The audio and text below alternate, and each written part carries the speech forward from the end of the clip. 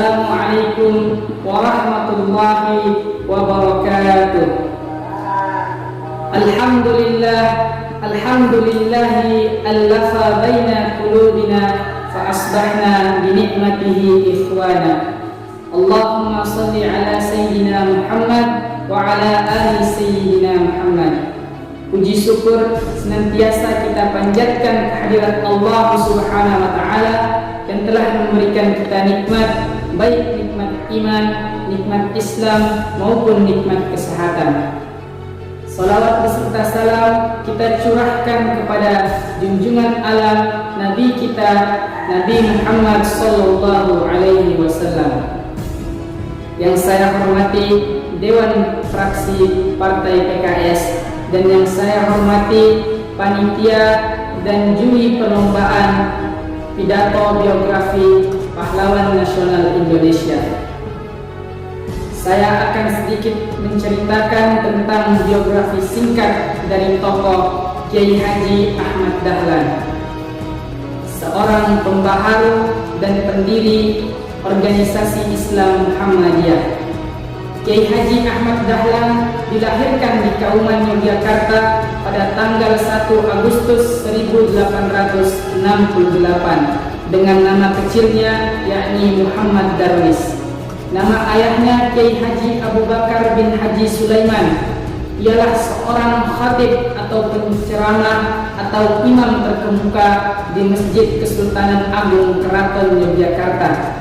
Kiai Haji Ahmad Dahlan adalah anak keempat dari 7 bersaudara yang keseluruhannya adalah perempuan kecuali beliau dan adik bungsunya.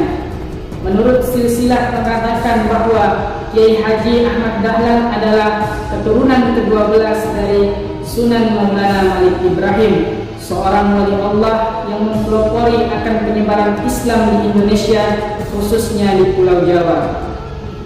Kiai Haji Ahmad Dahlan menyelesaikan pendidikan dasarnya di bidang ilmu nahwu, fikih, dan ilmu tafsir. Kemudian pada tahun 1888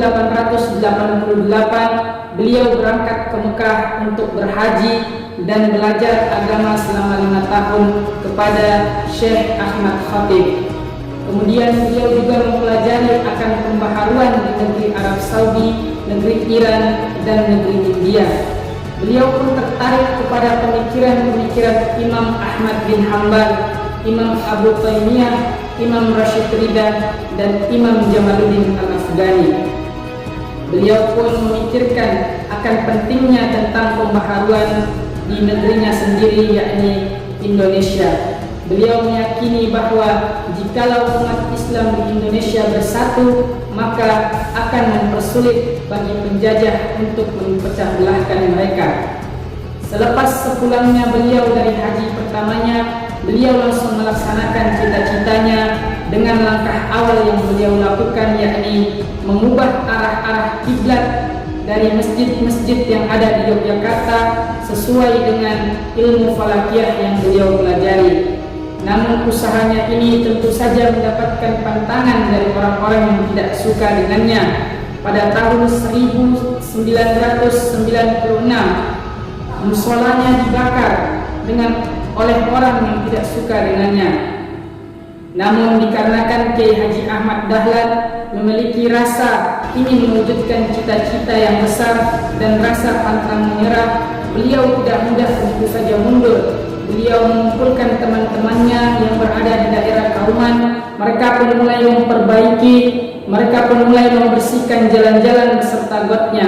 Mereka memiliki prinsip ingin menghilangkan kebiasaan-kebiasaan buruk seperti tidak menjaga kebersihan dan menggantikannya dengan kebiasaan-kebiasaan baik yang diajarkan di dalam agama Islam. Kiai Haji Ahmad Dahlan kemudian menggantikan ayahnya sebagai penceramah atau khatib di Masjid Kesultanan Yogyakarta. Kemudian Kiai Haji Ahmad Dahlan juga memulai bisnisnya, yakni berdagang batik sebagai mata pencaharian utamanya.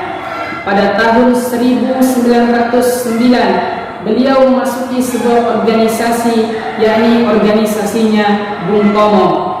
Di dalam organisasi Bung Tomo ini Kiai Haji Ahmad Dahlan mengajarkan tentang agama Islam kepada anggota-anggota Bung Tomo. Kemudian Kiai Haji Ahmad Dahlan juga berharap kepada anggota-anggota Bung Tomo, semoga dari merekalah yang akan mengajarkan Islam seterusnya kepada orang-orang lain, dikarenakan anggota-anggota Bung Tomo ini adalah seorang guru dan pejabat-pejabat kepemerintahan. Selain itu, Kiai Haji Ahmad Dahlan juga memasuki sebuah organisasi dengan singkatan SI, yakni Syarikat Islam. Hal itu ditanggapi baik oleh anggota-anggota Bung Tomo.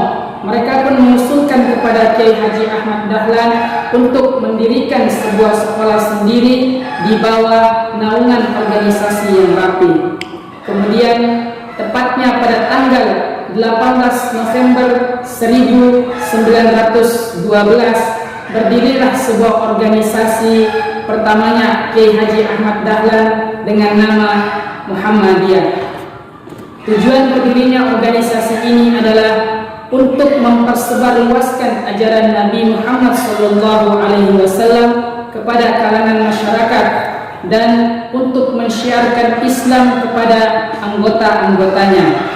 Kemudian organisasi Muhammadiyah juga mendirikan lembaga-lembaga pendidikan, mengadakan rapat-rapat dan juga ceramah-ceramah agama Islam.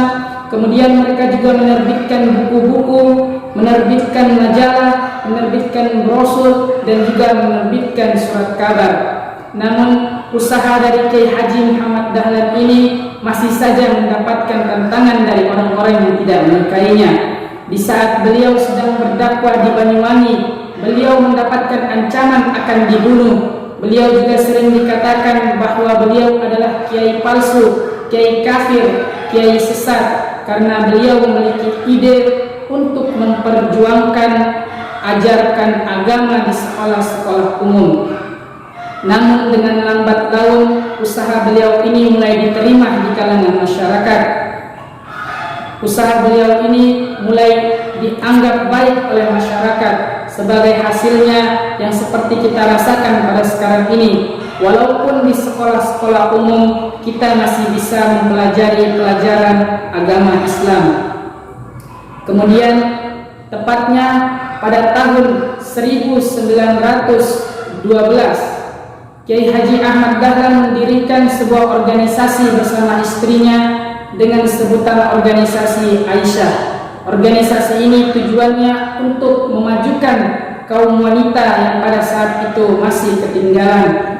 Untuk organisasi kepada kepemudaan, mereka membentuk sebuah organisasi kepanduan dengan sebutan Hizbul Waton. Kemudian Kiai Haji Ahmad Dahlan terus memimpin akan berjalannya organisasi Islamnya Muhammadiyah hingga tepatnya pada tanggal 23 Februari 1923 beliau menutupkan nafas terakhirnya dan dimakamkan di pemakaman Karangkajen, Yogyakarta. Kemudian organisasinya pun berjalan dengan baik, dipimpin oleh anggota-anggotanya hingga sekarang ini, di mana kita ketahui bahwa organisasi Muhammadiyah begitulah pesat dan memiliki anggota dengan berjuta-juta orang. Hal yang dapat kita ambil dari biografi singkat sang tokoh Kiai Haji Ahmad Dahlan adalah, jikalau kita ingin menjadi seorang pembaharu, kita harus memiliki 6 sifat seperti Kiai Haji Ahmad Dahlan, yang dimana kita harus cerdas dan gigih. Kedua, kita harus patuh kepada orang tua kita. Yang ketiga, kita harus sabar dalam menghadapi tantangan. Keempat, kita harus setia pada cita-cita kita. Yang kelima, kita harus pantang mundur. Yang keenam, kita harus berwawasan luas dan kita harus berpikiran maju. Semoga dengan biografi singkat ini kita dapat mengambil hal-hal positif di dalamnya.